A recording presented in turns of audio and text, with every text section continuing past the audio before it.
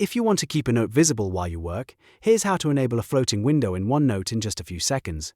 This is a super useful trick when you're taking notes during a meeting, following a tutorial, or keeping a checklist open while switching between apps. If this helps, make sure to hit like and subscribe for more quick OneNote tips and software tutorials. Let's jump in. First, on your keyboard, press Windows key plus Alt plus N. Depending on your OneNote version, you may also be able to use Control plus Alt plus N instead.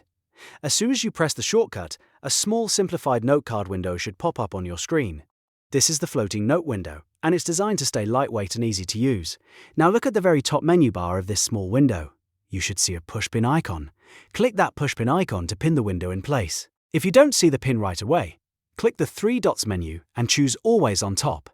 Once you do that, the note becomes a true floating overlay. That means it stays on your screen even if you open Google Chrome, switch to another app, play a video, or type in a different program. You can keep it visible while you work, which makes it much easier to reference important information without constantly switching windows.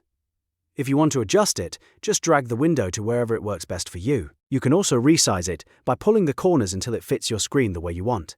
That makes it perfect for small reminders, quick notes, and focused multitasking. And that's it. You've now enabled the floating window in OneNote. It's a simple feature, but once you start using it, it can save you a lot of time and make your workflow much smoother.